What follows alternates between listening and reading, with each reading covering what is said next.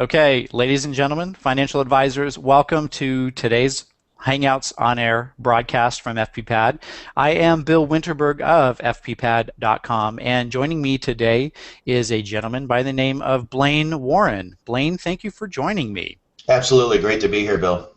So, Blane, we've been talking back and forth, having some email exchanges about content for the next broadcast, and we really gravitated quickly to the topic of podcasts. So, today's broadcast is really going to set the record straight about podcasts and the opportunity financial advisors have to pursue them. So, let's just jump right into the first question of about why podcasts at all. And I need to step back and give you a chance to introduce yourself, talk about a little bit about Reg Ed, and then we'll jump into the podcast question. Take it away. Sure. That sounds great. Thanks, Bill. And a lot of folks, if we're connected on Twitter, know Blano or may have heard of Arcovi. I founded Arcovi in 2009, a social media platform for financial services, and we recently, in October, joined the Reg Ed family and are now growing that product there. And one of the segues into what we're talking about is we launched a podcast last year in November, almost a year ago, and we're closing in on the 100th episode. We're in the high 90s.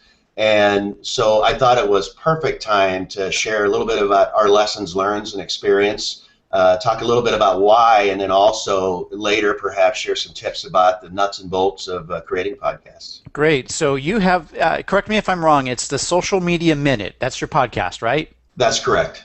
So what have you learned now that you have more than 90 episodes? You're approaching 100, which is a great feat. So congratulations. So what have you learned about the impression that podcasts have in financial services and to a larger community as a whole? Oh, no, that's a great question, and it's funny because we've had feedback early on about 20 episodes in. We were at a conference in late 2011, and we're talking to a few of our customers who were there, and they said, we love the Social Media Minute. It's great. We're getting these quick tips and techniques and news about social media for financial advisors. They said, but can you make it a little bit longer than a minute? And we were literally doing a 90-second tip. And so we learned very quickly that folks were very tolerant to spend 5, 7, 10, 12 minutes on a particular topic if they can take away an action item and really use it. So that was probably our biggest lesson learned, is don't be afraid to cover a topic in more depth. But one thing we did learn based on what we were trying to do is we also didn't want to create the 60-minute podcast where we would cover a wide range of topics. We found that it was very effective and more listeners tuned in if we honed in on an item and really invested time and analysis in it.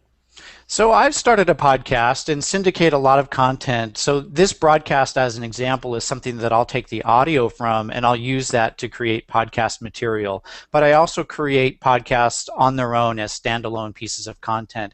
So why should financial advisors watching, why should they think about using podcasts? Why should they add podcasts to their marketing collateral? What benefit are they going to get out of it, or should they expect to get out of it?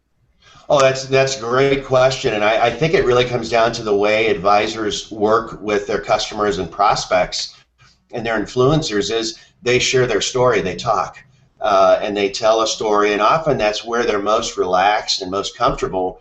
And really, the genuine nature of the story, the authenticity comes through in that talk track versus writing. A lot of advisors will tell me, I have a lot to say, but I'm just not a writer. I can't sit down and structure an article and get it put together in the right way.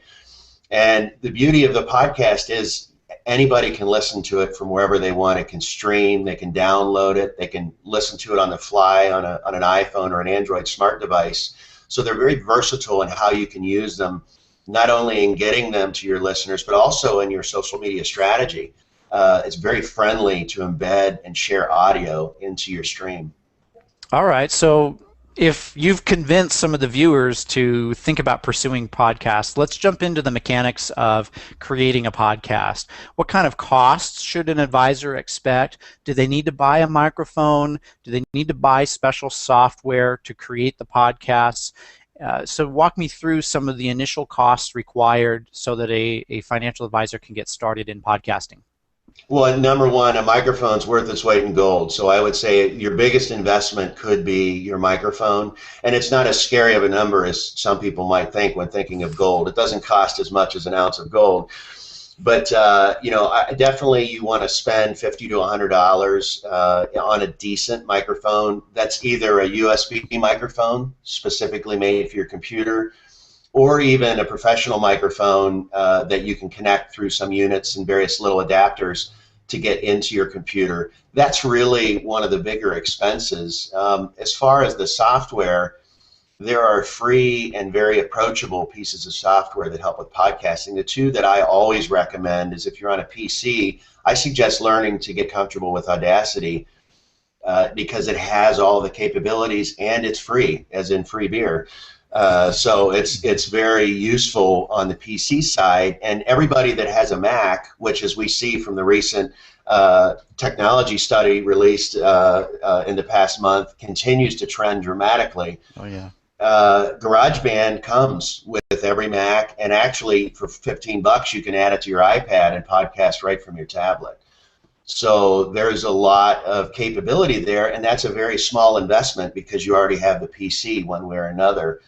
The only other cost I would suggest or recommend if folks are serious about podcasting is potentially using a podcasting hosting service because it can help you deal with things like iTunes and some of the behind-the-scenes stuff that does get very technical and a little frustrating to someone not focused on technology.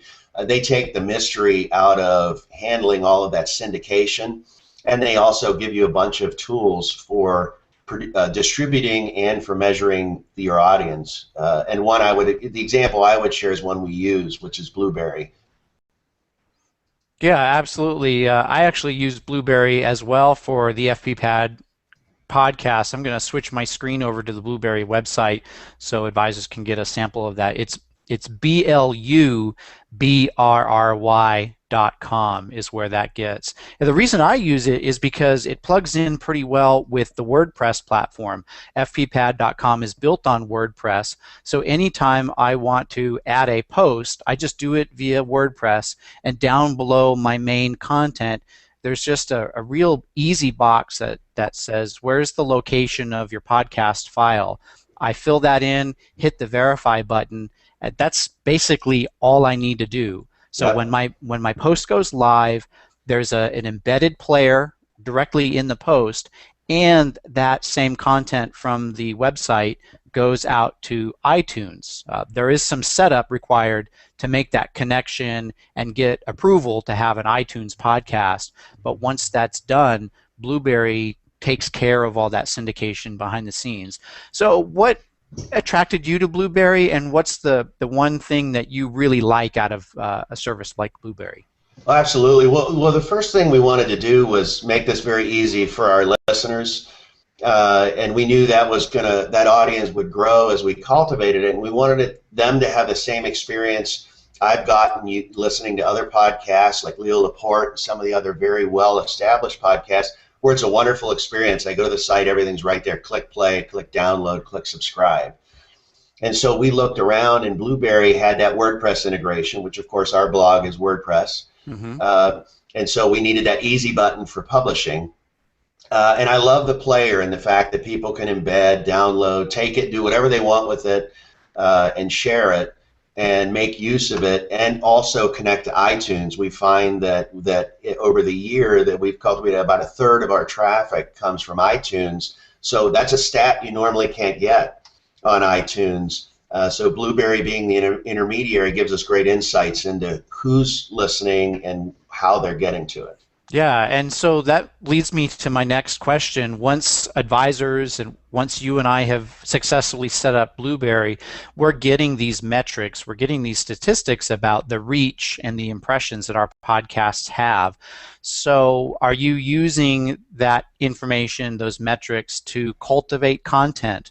It's kind of a softball question of, are you looking at your download counts and your listen counts to highlight those topics that are really popular, that get a lot of downloads and that get people listening to it? And how does that help you outline content so that you have a regular schedule of things to talk about and things to upload to your site. Well, sure, and it really does. You learn a lot from metrics, just like we talk and evangelize about analytics on your website or on any other action that we take. The first thing I would tell advisors is it's just like what we talk about on Twitter or Facebook. The amount of listeners is more about quality and engagement than about quantity. You want your message to go to the right people, folks that will take action or share your message or respond to it.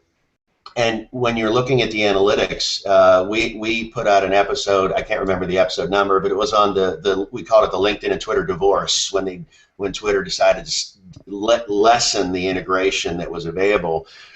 And the episodes around that had our usual numbers, and that episode was quadruple the normal count. And right away we think to ourselves, okay, people are using this and they want to understand more. And so the tip I would give to advisors is a podcast can spawn a blog post, a group conversation on LinkedIn, or a thread on Facebook.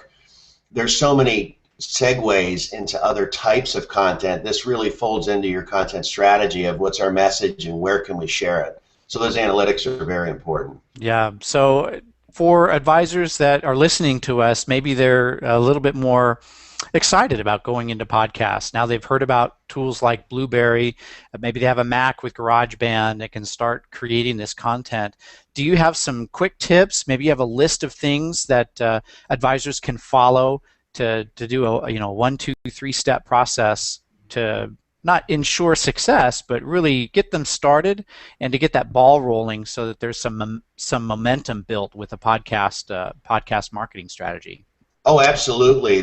We actually have a running list that we keep and maintain on tips and techniques around microphones and adapters and the various things you need. We'll be glad to make sure that gets released in a blog post, and we'll link to this Hangout so folks can get that.